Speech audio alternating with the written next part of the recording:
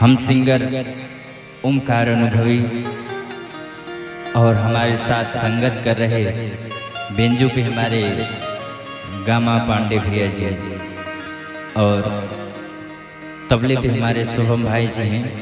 भैया लोग को बार बार प्रणाम है। आइए एक पवन सिंह जी का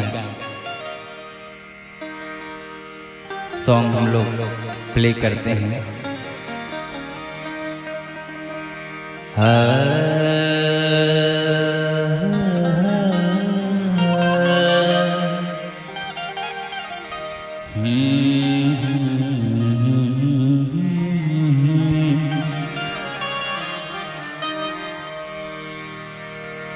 कहना है।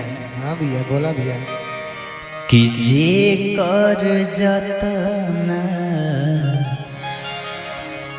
नाम भइल बा,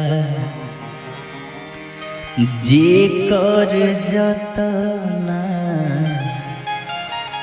नाम भइल बा, ओ तना बदनाम भइल बा। जे कर जतना नाम भइल बा, जे कर जतना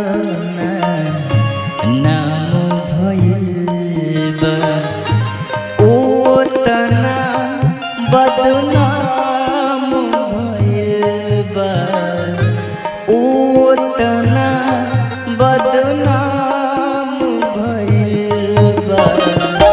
जे कर जतना नाम भइल बा, जे कर जतना नाम भइल बा।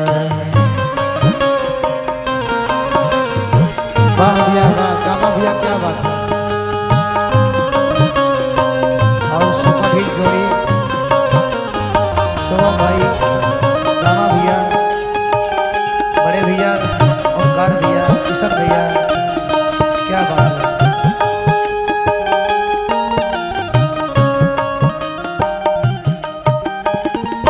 अपने सारे रूठ चुके हैं, अपने सारे रूठ चुके हैं।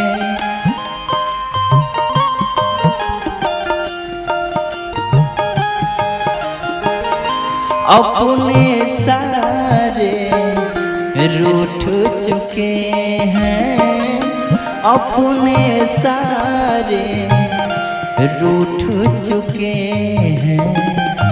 अब तो संगतिया जाम भइल बा, अब तो संगतिया जाम भइल बा, ओ तना बदनाम भइल बा, ओ तना बदनाम भइल बा। जे कर जतना नाम भइल बा, जे कर जतना नाम भइल बा।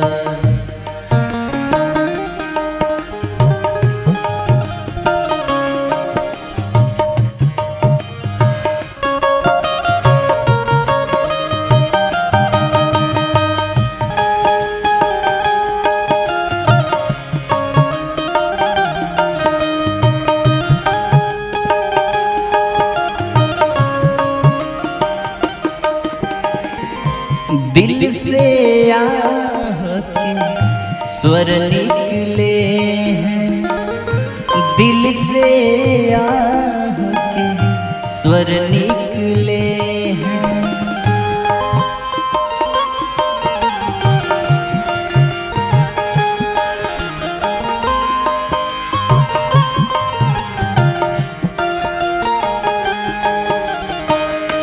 दिल से आह के स्वर निकले हैं, दिल से आह के स्वर निकले हैं। जख्मे गजल के सामू भइल बा, जख्मे गजल के सामू भइल बा। ओ तना बदनाम भइल बा, ओ तना बदनाम भइल बा। जेकर जतना नाम भइल बा, जेकर जतना नाम भइल बा।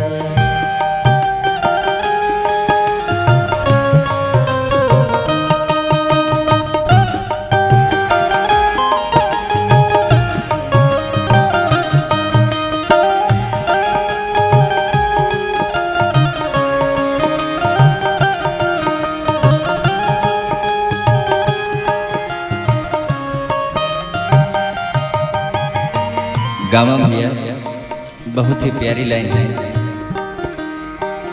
प्रेम पंछी को ठौर नहीं है, प्रेम पंछी को ठौर नहीं है।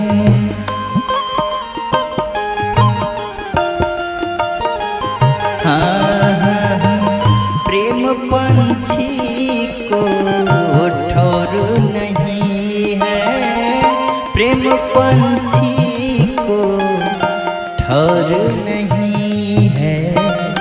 बहरिया ना घाम भइल बा, बहरिया ना घाम भइल बा। ओ तना बदनाम भइल बा, ओ तना बदनाम भइल बा। जेकर जतना नाम भइल बा, जेकर जतना नाम भइल बा। ओ तना बदनाम भइल बा, ओ तना बदनाम भइल बा। जेकर जतना नाम भइल बा, जेकर जतना नाम भइल